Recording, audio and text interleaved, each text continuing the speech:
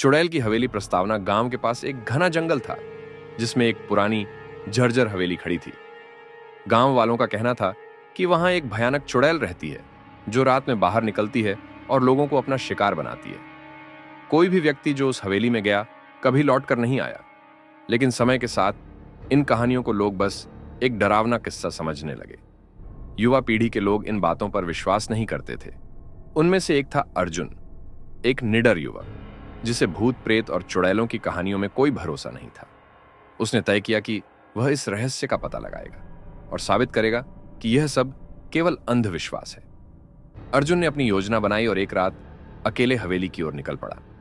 रात घनी और डरावनी थी, चांदनी हल्की थी और हवा अजीब सी सरसराहट कर रही थी। जंगल में घुसते ही उसे लगा कि कोई उसकी हरकतों पर नजर रख रहा है, लेकिन उसने अपनी हिम्मत नहीं खोई और आगे बढ़ता रहा। जब वह हवेली के दरवाजे के पास पहुंचा तो वह अपने आप ही धीरे धीरे खुल गया। अंदर अंधेरा था, लेकिन अर्जुन ने अपनी टॉर्च जलाई और अंदर कदम रखा। हवेली के भीतर सीलन भरी हवा थी। दीवारों पर पुरानी तस्वीरें लटकी थीं जो इतनी पुरानी हो चुकी थीं कि उनके चेहरे धुंधले हो गए थे। अर्जुन ने चारों ओर देखा और अचानक उसे एक हल्की सिसकियों की आवाज सुनाई दी। वह चौंक गया। उसकी रीढ़ में एक ठंडी लहर दौड़ गई, लेकिन उसने सोचा कि यह सिर्फ उसका भ्रम होगा और वह आगे बढ़ता गया। अर्जुन हवेली की सीढ़ियां चढ़ने लगा। उसने महसूस किया कि कोई उसके पीछे खड़ा है।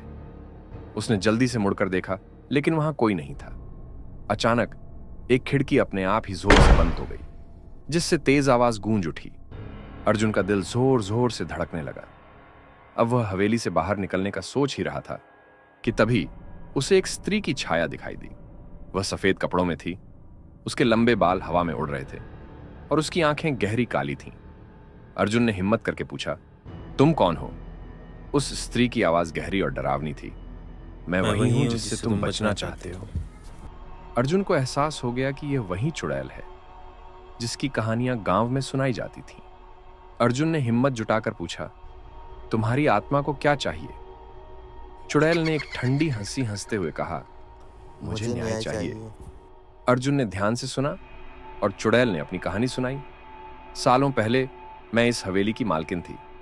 मेरा नाम सुरेखा था। मैं एक सामान्य लड़की थी, लेकिन गांव के कुछ लोगों ने मुझ पर झूठा आरोप लगाकर मुझे चुड़ैल घोषित कर दिया। उन्होंने मुझे इस हवेली में बंद कर दिया और जिंदा जला दिया।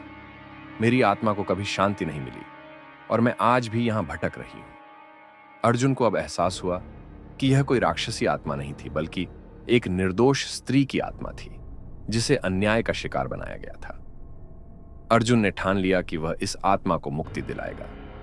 उसने गांव के बुजुर्गों से इस घटना की पूरी जानकारी निकाली और पता चला कि सच में 100 साल पहले सुरेखा नाम की एक महिला को चुड़ैल बताकर मार दिया गया था। अर्जुन ने गांव के पंडित से बात की और शांति पाठ करवाया।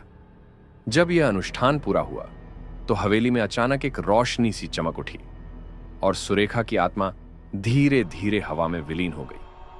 अब हवेली फिर से शांत हो गई थी। गांव के लोग अब वहां जाने से नहीं डरते थे, क्योंकि उन्हें पता था कि अब वहां कोई भूत प्रेत नहीं था।